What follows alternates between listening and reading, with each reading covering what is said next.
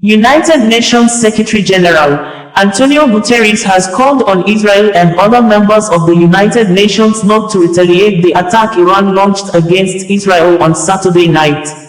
The UN Secretary-General made the call during the UN Security Council meeting on Sunday held after Iran fired 170 drones, 120 ballistic missiles, and 30 cruise missiles towards Israel, with 12 persons reportedly injured and the Nevatim Air Force Base attacked with minor damage.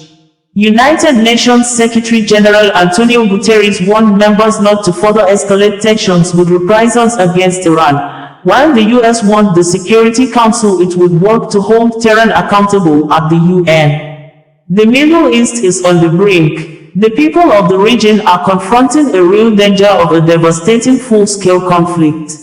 Now is the time to defuse and de-escalate. Now is the time for maximum restraint, UN Secretary-General Antonio Guterres tells Emergency Security Council session.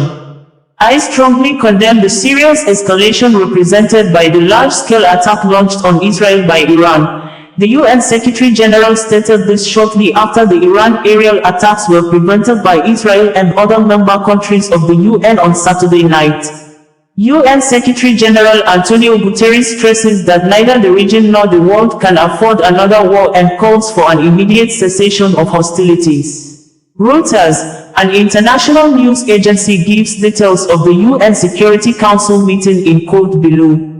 United Nations Secretary-General Antonio Guterres on Sunday warned members not to further escalate tensions with reprisals against Iran, while the US warned the Security Council it would work to hold Tehran accountable at the UN. Guterres, speaking to a meeting of the UN Security Council, told member states that the UN Charter bars the use of force against the territorial integrity or political independence of any state, as he also condemned Iran's attack on Israel.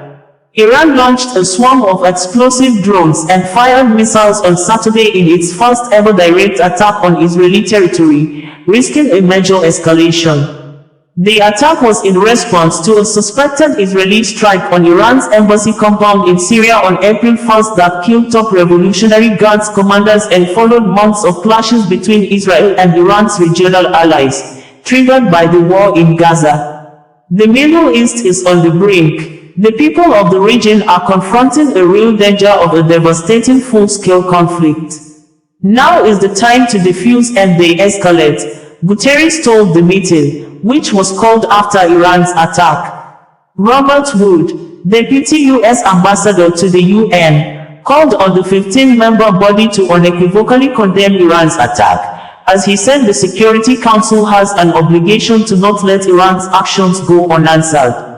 In the coming days, and in consultation with other member states, the United States will explore additional measures to hold Iran accountable here at the United Nations, he said, without providing specifics. Let me be clear, if Iran or its proxies take actions against the United States or further action against Israel, Iran will be held responsible, he said. Iran's UN ambassador, Amir Said Iravani, said his country's action was necessary and proportionate, and he said that while Tehran does not seek an escalation or war in the region and has no intention of engaging in conflict with the US, it reaffirms its right to defend itself. If the US initiates military operations against Iran, its citizens, or its security and interests, Iran will use its inherent right to respond proportionately, he said. Israel's ambassador to the United Nations, Gilad Erdan, accused Iran of violating international law at the meeting and played a video on a tablet that he said showed Israel's interception of Iranian drones above Jerusalem's Al-Aqsa Mosque compound, one of Islam's holiest sites. Here, you can look at it, he gestured with the tablet and told the Iranian ambassador, who was also seated in the Security Council chamber. Erdan called on the Security Council to condemn Iran, reimpose sanctions and designate Iran's Revolutionary Guards a terror organization. The snooze button is no longer an option. The only option is to condemn Iran and utilize every means necessary to make them pay a heavy price for their horrible crimes, Erdan told the meeting, which he requested on Saturday. The Middle East is on the brink. The people of the region are confronting a real danger of a devastating full-scale conflict. Now is the time to defuse and de-escalate. Now is the time for maximum restraint. I remind all member states that the Charter of the United Nations prohibits the use of force against the territorial integrity or political independence of any state, or in any other manner inconsistent with the purposes of the United Nations. Furthermore, the principle of inviolability of diplomatic and consular premises and personnel must be respected in all cases, in accordance with international law, as I stated when condemning the 1 April attack on the Iranian consulate in Damascus. Acts of reprisal involving the use of force are barred under international law. OsazuwaAkonedo, bringing you the news in a more digital way.